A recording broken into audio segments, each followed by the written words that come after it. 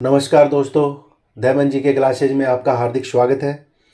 दोस्तों, आज हम पढ़ने जा रहे हैं हमारा राजस्थान कक्षा 6 का अध्याय 4, राजस्थान में प्राचीन सभ्यता स्थल। राजस्थान में कौन से प्राचीन सभ्यता स्थल हैं इंपॉर्टेंट। तो दोस्तों शुरू करते हैं। मानव जब स्वयं के बारे में सोचना छोड़कर दूसरों के बारे में सोचना शुरू करता है तब वह समूह में रहकर कार्य संपन्न करता है, कार्य प्रारंभ करता है। मनुष्य जब खुद के बारे में सोचना छोड़ देता है और दूसरों के बारे में सोचता है तो एक अपने आप एक समूह बन जाता है और इसी से सभ्यता की शुरुआत होती है। समय के साथ सभ्यताएं विकसित होती हैं, पतन होता है, नष्ट हो जाती हैं, कुछ नया आकार बना लेती हैं। राजस्थान में भी ऐसी बहुत सी सभ्यताएं और संस्कृति विकसित हुई हैं। राजस्थान में मानव के प्रारंभिक क्रियाकलाप थे। उत्खनन से प्राप्त प्राचीनतम साक्ष्यों में जो आवास के स्थल हैं, लकड़ी, अनाज, हड्डी, पत्थरों के अस्त्र शस्त्र उपकरण प्रमुख मिले। इस युग में प्राप्त जो उपकरण हैं उनके पत्थर के उपकरणों की संख्या अत्यधिक है, अतः प्रारंभिक युग को प्रस्तर युग कहा जाता है। प्रारंभिक युग के जो उपकरण मिले हैं उस उपकरणों में सर्वाधिक संख्या किसकी है? पत्थरों के उपकरण की है, इसलिए इस युग को प्रस्तर युग कहा जाता है, पत्थर का युग कहा जाता है। प्रस्तर युग में मानव अपनी आवश्यकताओं की पूर्ति के लिए जानवरों का शिकार करता था अथवा जंगलों से कंदमूल एकत्र कर अपना पेट भरता था। जो प्रारंभिक युग था मानव का, प्रस्तर युग जिसको कहते हैं, उस युग में जानवरों का शिकार करता था अथवा कंदमूल खा करके अपना पेट मनुष्य भरता था। अतः उसने कुल्हाड़ी, गंडासा, छुरा जैसे उपकरण बनाए। कुल्हाड़ी, गंडासा, छुरा जैसे उपकरण उसने बनाए। क्यों बनाए? जानवरों को मारने के लिए, शिकार करने के लिए। और राजस्थान के प्रस्तर युग के उपकरण मुख्यतः, राजस्थान में प्रस्तर युग के जो उपकरण हैं वो मुख्यतः बनास, गंभीरी, बेडच और चंबल नदियों की घाटियों और शिलाश्रों में बहुतायत में मिले। प्रस्तर युग के बाद ताम्र कांस्य काल, उसके पश्चात लोह युग के अवशेष प्राप्त होते हैं। प्रस्तर युग के बाद ताम्र का, फिर लोह युग, 3 प्रकार के युग आते हैं। पहला है प्रस्तर युग, फिर तांबा कांस्य युग और फिर लोहा युग। मानव शिकार से पशुपालन और कृषि कार्यों की ओर अग्रसर हुआ। मानव जो है, प्रारंभिक जो मानव था, पहले वो शिकार करता था, उसके बाद में शिकार के बाद में पशुपालन करने लग गया और कृषि कार्य की ओर अग्रसर हो गया, कृषि कार्य करने लग गया। धातुओं में सर्वप्रथम, सबसे इंपॉर्टेंट क्वेश्चन है, धातुओं में सर्वप्रथम तांबे का उपयोग प्रारंभ किया। ये आपको ध्यान में रखना है। मनुष्य ने सबसे पहले किस धातु का प्रयोग प्रारंभ किया? तो मनुष्य ने सबसे पहले तांबे का प्रयोग किया। किसका किया? तांबे का प्रयोग प्रारंभ किया। और राजस्थान में ताम्र सभ्यता के अवशेष हमें कालीबंगा, गणेश्वर और आहड़ आदि क्षेत्रों से प्राप्त होते हैं।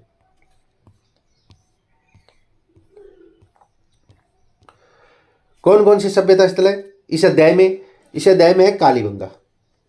तो कालीबंगा दोस्तों जो है वो हनुमानगढ़ जिले में है और राजस्थान में दर्शवती और सरस्वती नदी की घाटी में अमलानंद घोष ने इसकी खोज की थी। कालीबंगा जो सभ्यता स्थल है, इसकी खोज किसने की थी? इसकी खोज की थी अमलानंद घोष ने। और दोस्तों ये कालीबंगा जो है सभ्यता स्थल, इसे हर एग्जाम में कोई न कोई क्वेश्चन आ ही जाता है, इसमें आता है क्वेश्चन, निश्चित तौर पे कालीबंगा से क्वेश्चन आता है। हनुमानगढ़ जिले के घग्गर नदी के किनारे कालीबंगा स्थित है। घग्गर नदी के किनारे स्थित है कालीबंगा। कहां पर स्थित है?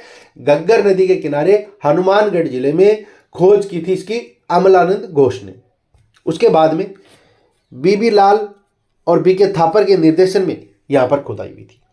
यह आपको ध्यान में रखना है। खोज की थी अमलानंद घोष ने और खुदाई जो कार्य हुआ था वो डॉक्टर बीबी लाल और बीके थापर के निर्देशन में यहां पर हुआ था। यहां पर मकानों में ईंटों का प्रयोग किया गया था। यहां पर जो मकान बनाए गए थे उसमें ईंटों का प्रयोग हुआ है। ईंटों की नालियां भी बनी हुई थी, चबूतरे भी मिले हैं जिस पर अग्निकुंड वेदिकाएं बनी हुई हैं। कालीबंगा से कुछ ऐसे चबूतरे प्राप्त होते हैं, कुछ ऐसे चबूतरे मिलते हैं जहां पर अग्निकुंड बने हुए हैं, वेदिकाएं बनी हुई हैं। दूसरा टीला मिला है कि यहाँ पर उसमें दुर्ग के अवशेष मिले। कालीबंगा में एक दूसरा टीला मिला जिसपे दुर्ग के अवशेष मिले हैं। कालीबंगा की नगर योजना सिंधु सरस्वती सभ्यता की नगर योजना के समान है। इस क्षेत्र में नगर की प्राचीर के बाहर जोती हुई कृषि भूमि के साक्ष्य मिलते हैं। प्राचीर जो थी, प्राचीर के बाहर जुते हुए खेत के अवशेष कालीबंगा से मिलते हैं। ये क्वेश्चन कई बार एग्जाम में आ चुका है। जुते हुए खेत के अवशेष कहाँ से मिलते हैं? कालीबंगा से हमें जुते हुए खेत के अवशेष मिलते हैं। खुदाई में हमें गाय के मुख वाले प्याले, तांबे के बैल, कांसे के दर्पण, हाथी दांत का कंगा, मिट्टी के बर्तन, कांच की मणियां, खिलौने आदि प्राप्त हुए हैं। कालांतर में नदियों का पानी सूखने और मरुस्थल के बढ़ने से यह समृद्ध बस्ती उजड़ गई। नदियों का जो पानी था वो सूख गया, मरुस्थल बढ़ गया, उसकी वजह से कालीबंगा सभ्यता का पतन हो गया था। अगली सभ्यता बनी आड़ सभ्यता। आड़ सभ्यता या आगाटपुर उदयपुर जिले में है। बेड़च नदी या आहड़ नदी के किनारे, बेड़च नदी या फिर आहड़ नदी के किनारे है आगाटपुर या आहड़। स्थानीय लोग इसे धूलकोट कहते हैं। स्थानीय लोग इसको धूलकोट कहते हैं। और यह बस्ती पहले तांबावती के नाम से जानी थी। ठीक है, आहड़ सभ्यता को क्या कहा जाता है? ताम्रवती नगरी इसको कहा जाता था। 10वीं और 11वीं शताब्दी में इसे आघाटपुर के नाम से जाना लगा। 10वीं 11वीं शताब्दी में इसे आघाटपुर के नाम से जाना जाने लगा। यहाँ से प्राप्त मकानों की दीवारें पत्थरों एवं मिट्टी से बनी है।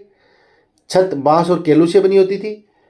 मकान में 4 से 6 चूल्हे, मकान में क्या मिले? 4 से 6 चूल्हे हमें यहाँ मिले हैं, जिससे हमें पता चलता है कि यहाँ संयुक्त परिवार सामूहिक भोजन के साक्ष्य हैं।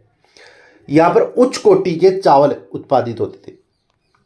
ये ध्यान में रखना है, उच्च कोटि के चावल कहाँ पर उत्पादित होते थे? आहड़ सभ्यता से प्राप्त होते हैं। यहाँ पर उच्च कोटि के चावल उत्पादित किए जाते हैं। आहड़ में एक भट्टीनुमा चूल्हा मिला। आहड़ में एक भट्टीनुमा चूल्हा मिला है, जिसे माना जाता है यहाँ तांबा पिघलाया जाता था। धूलकोट के 1951-52 ईस्वी में हुए उत्खनन में तस्तरिया, दीपक, धूपदानियाँ, कटोरियाँ, मटके, कलश, चूड़ियाँ, 26 किस्म के मणिये, ये ध्यान में रखना आपको, 26 किस्म के मणिये मिले हैं। 6 तांबे की मुद्राएं हमें यहाँ प्राप्त होती हैं और 3 मोहरें प्राप्त होती हैं। आहड़ से 26 किस्म के मणिये मिले हैं, 6 तांबे की मुद्राएं मिली हैं और 3 मोहरें यहाँ से प्राप्त हुई हमें। नेक्स्ट अपना बालाथल। उदयपुर जिले की वल्लभनगर तहसील के बालाथल, तो बालाथल सभ्यता स्थल कहाँ पर है? उदयपुर जिले में है, वल्लभनगर तहसील में। यहाँ से सभ्यता से हमें ताम्र पाषाण कालीन आहड़ संस्कृति संबंधित है। यहाँ 11 कमरों के एक बड़े भवन और दुर्ग जैसे चिन्ह प्राप्त होते हैं। 11 कमरों का एक बड़ा भवन प्राप्त होता है। बालाथल के तांबे के चाकू, कुल्हाड़ी, छेनी, बाण जैसे उपकरण, कर्णफूल, गले के हार की लटकन आदि आभूषण हमें यहाँ पर मिले हैं। बेराट के अतिरिक्त बालाथल ही ऐसा स्थान है जहां बुना हुआ वस्त्र प्राप्त हुआ है। इंपॉर्टेंट क्वेश्चन है। बेराट के अतिरिक्त राजस्थान में सिर्फ 2 जगह बुना हुआ वस्त्र प्राप्त होता है। राजस्थान में सिर्फ 2 जगह बुना हुआ वस्त्र प्राप्त होता है। एक तो होता है बेराट में और दूसरा होता है बालाथल में। यह ध्यान में आपको रखना है, एक बालाथल और एक बेराट में बुना हुआ वस्त्र हमें प्राप्त होता है। गणेश्वर जो सभ्यता है वो सीकर जिले में स्थित है।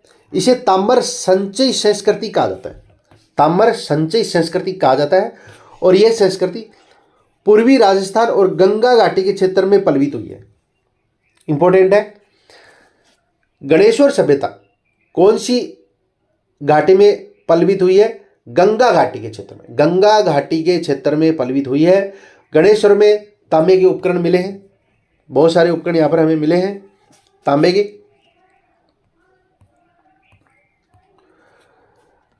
इसके अलावा हड़प्पा संस्कृति के हल्के लाल रंग के पतले बर्तन, लाल चिकनी मिट्टी, विशिष्ट चित्रकारी वाले मजबूत बर्तन यहाँ पर प्राप्त होते हैं। आड़ एवं गणेश्वर सभ्यताएं ताम्रपाषाण कालीन की थी। इनके ऊपरी स्तर पर लौह युग के अवशेष भी प्राप्त होते हैं। लौह कालीन इतिहास जानने के लिए बेराट, सांबर, बागो, रेड आदि सभ्यता स्थल के विवरण उल्लेखनीय है। यानी कि आड़ और गणेश्वर सभ्यताएं हैं वो ताम्रपाषाण कालीन की है, और इनके ऊपरी स्तर पर है वो लोह युग के अवशेष हमें यहाँ पर प्राप्त होते हैं। नेक्स्ट है अपनी सभ्यता बैराट। बैराट जयपुर जिले में स्थित बैराट कस्बा हर युग में सभ्यता संस्कृति का प्रमुख केंद्र रहा है। यहाँ पर दो पहाड़ियाँ हैं, एक तो बिज्जे की डोंगरी और एक भीम डोंगरी। बिज्जे की डोंगरी और भीम डोंगरी जो कि पुरातत्व की दृष्टि से काफी महत्वपूर्ण है। महाभारत में इसका उल्लेख मत्स्य जनपद की राजधानी विराटनगर के रूप में हुआ था, जहां पांडवों ने अज्ञातवास पूर्ण किया था। मौर्य काल में भी यह प्रमुख केंद्र था। यह अशोक के 2 स्तंभ लेख बाबरू या बैराट शिलालेख बौद्ध मठ के अवशेष प्राप्त होते हैं। अशोक के 2 स्तंभ लेख भी यहाँ पर प्राप्त होते हैं, जिसको बाबरू लेख कहा जाता है। या एक कमरे में 36 चांदी की मुद्राएं मिली हैं, ये आपको ध्यान में रखना है। 36 चांदी की मुद्राएं हमें प्राप्त होती है, जिनमें 8 तो है पंचमारक और 28 भारतीय यूनानी शासकों की।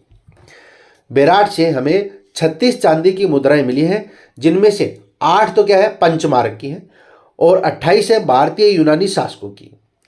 खुदाई में हमें स्वास्तिक तथा त्रिरत्न चक्र के चिन्ह युक्त अलंकृत घड़े, दीपक, नाश्ता पक्षी, पत्थर की संदूकें, लोहे की कीलें, हाथ से बना वस्त्र भी मिला है। उपयुक्त स्थलों के अतिरिक्त राजस्थान में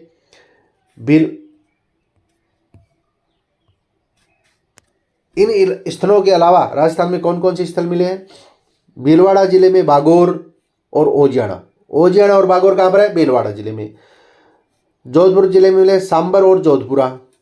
टोंक जिले में है नगर और रेड। चित्तौड़ में नगरी, भरतपुर में नौ, जालौर में भीनमाल, राजसमंद में पचमता, गिलुंड आदि स्थल पाषाण, ताम्रपाषाण, लोहकालीन संस्कृति को प्रकट करते हैं।